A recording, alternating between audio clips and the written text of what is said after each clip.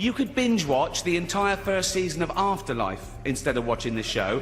That's a show about a man who wants to himself because his wife cancer, and it's still more fun than this, okay? Spoiler alert, season 2 is on the way, so in the end, he obviously didn't himself. Just like Shut up! I know he's your friend, but I don't care. You had to make your own way here in your own plane, didn't you? Right.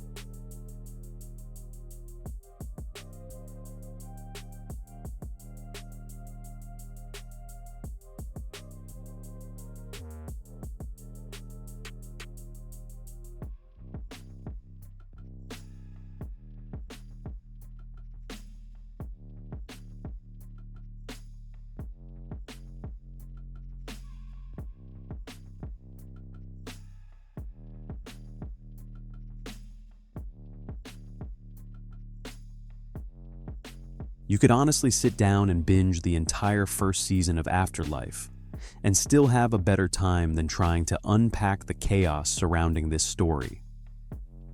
That show follows a man drowning in grief after losing his wife to cancer, and somehow, despite all that sadness, it still manages to feel lighter than the drama swirling around Hollywood right now. Of course, by the time season 2 arrived, viewers already knew the main character hadn't reached the end of his journey. But the strange part is that people online began drawing some very dark comparisons between moments in the show and the mysterious circumstances surrounding Jeffrey Epstein's death. Once that comparison started spreading across social media, the tone of the conversation shifted fast. What started as entertainment commentary suddenly turned into something much heavier. And that's exactly when Cat Williams entered the conversation and completely changed the atmosphere. When Cat speaks, he doesn't whisper. He throws names around like someone opening a vault full of secrets. During one heated discussion, someone in the room snapped at him and said, "Shut up. I know he's your friend, but I don't care." I know he's your friend, but I don't care. That was the moment Cat leaned forward and pushed the conversation even further into uncomfortable territory. Instead of backing down, he started talking about Chris Tucker. According to Cat Williams, the version of Chris Tucker the public sees today isn't the same carefree, funny guy people remember from the movie Friday. Cat went so far as to label him something that stunned the room, calling him Epstein Island Chris Tucker. The words hit like a grenade dropped in the middle of the discussion. But Cat didn't stop there. He pivoted to a moment many people still remember clearly. Ricky Gervais standing on stage at the Golden Globes, roasting Hollywood's biggest stars right to their faces. According to Cat Williams, that monologue wasn't just comedy. In his view, it was a warning shot fired directly into the heart of the entertainment industry. During that speech, Ricky Gervais openly joked about Hollywood's connections to Jeffrey Epstein while the room sat frozen.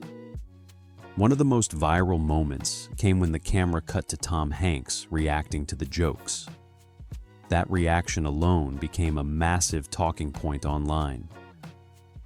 Cat Williams later argued that the awkward expressions in the room made viewers wonder whether the jokes were hitting closer to reality than anyone wanted to admit.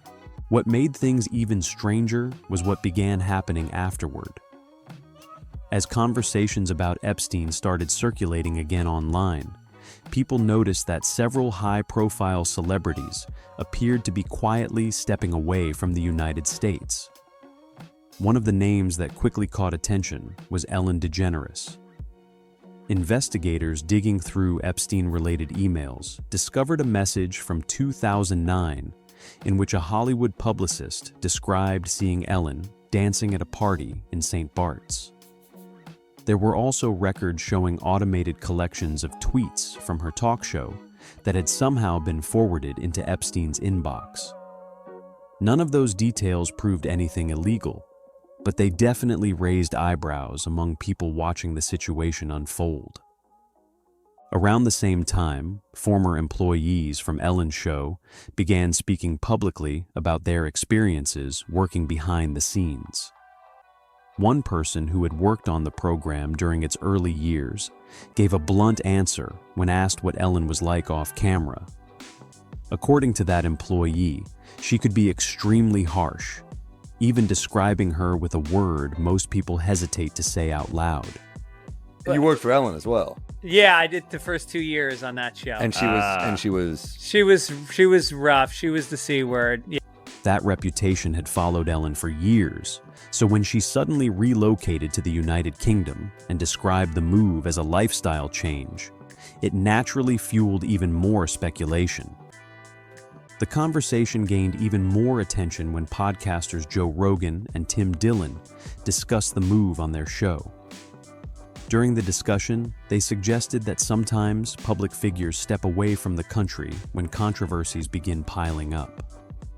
One of them joked that if people stay too close to the spotlight while investigations grow louder, eventually someone will find the thing.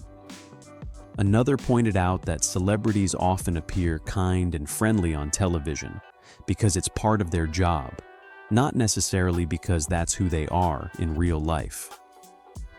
Those comments poured gasoline on an already raging debate about how many powerful people might have been connected to Epstein's social orbit. Ellen wasn't the only celebrity relocation that caught people's attention. Actor Richard Gere sold his Connecticut home at a financial loss and moved with his family to Spain. Around that same period, Eva Longoria began splitting her time between Spain and Mexico, while repeatedly lowering the price of her Beverly Hills mansion to accelerate the sale. Observers began asking why several wealthy celebrities suddenly seemed eager to move their lives outside the United States. Leonardo DiCaprio's name also resurfaced during these conversations, thanks to one of Ricky Gervais' most memorable Golden Globes jokes. During the monologue, Gervais teased Leonardo about his dating history by saying that by the end of a movie premiere, Leonardo's date would already be too old for him. It was delivered as comedy, but Cat Williams later interpreted the joke differently, suggesting it was a subtle jab at the younger social circles Epstein had been accused of targeting. On top of that, critics pointed to old photographs of Leonardo attending dinners with filmmaker Woody Allen as another example of how tightly connected Hollywood's elite circles can be.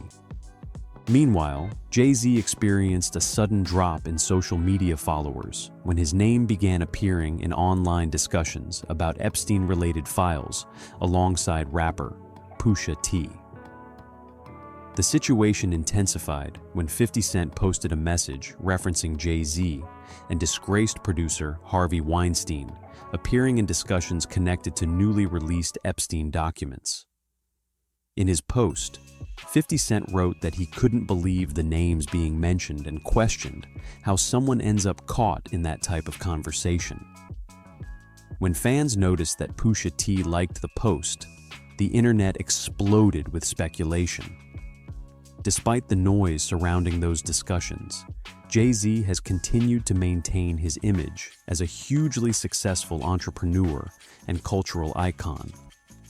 One civil action connected to old allegations was eventually dismissed, and his business empire continues to thrive. But critics still argue that his long-standing relationships with powerful figures like Harvey Weinstein place him within the same social circles that keep appearing in controversial conversations.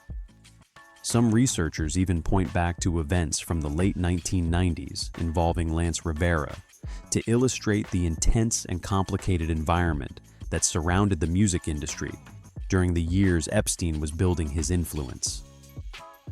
According to Cat Williams, the silence coming from Jay-Z's camp is not accidental. In interviews, he has suggested that remaining quiet is often the best strategy when controversy begins spreading online. In his view, responding directly only keeps the story alive longer. Kat summed up his opinion in a blunt way during one discussion when he said, "The number one rule for someone who has sold their soul to Hollywood is to act as if nothing ever happened." Do you know what the number one job of somebody that sold their soul in Hollywood is? What? Is to act like it didn't happen. They all do the same job. Whether people agree with him or not, that perspective reflects how many critics believe the entertainment industry has handled scandals for decades. Eventually, the conversation turns toward Oprah Winfrey, whose name often appears whenever discussions involve powerful media figures. Some critics argue that Oprah unintentionally helped legitimize certain individuals who were later exposed in major scandals simply by giving them visibility on her massive platform. One example frequently mentioned is Harvey Weinstein's role as a co-producer and financial backer of the Broadway adaptation of The Color Purple, a project closely associated with Oprah. At the time, their collaboration meant she was financially tied to a production connected to Weinstein long before the full scale of the accusations against him became public. Another example that critics bring up involves a Brazilian spiritual healer known as John of God. Oprah had publicly praised him in the past and even visited him during the height of his popularity. For years, he built a reputation as a miracle worker surrounded by celebrity supporters. That image eventually collapsed when more than 200 women came forward with serious accusations against him. He was later sentenced to prison, leaving many observers wondering how someone with such powerful supporters managed to operate for so long without being challenged. One witness later described what it felt like entering the kind of environment John of God had created. According to that account, he surrounded himself with celebrities that people admired deeply. The witness recalled seeing Naomi Campbell present at one gathering and described Oprah Winfrey entering the room holding onto his arm like they were longtime friends. The witness explained that seeing those famous figures instantly created trust. Sitting nearby, they watched Oprah, Naomi, and other prominent individuals share a table together. Meeting someone as famous as Oprah felt surreal. Trust me, he's going to walk. There's a bunch of high-profile people that are connected to this. Yeah. They're covering it all up. If he goes down, they go down. So he's not going to go down. If you do win an award tonight, don't use it as a platform to make a political speech, right? You're in no position to lecture the public about anything. You know nothing about the real world.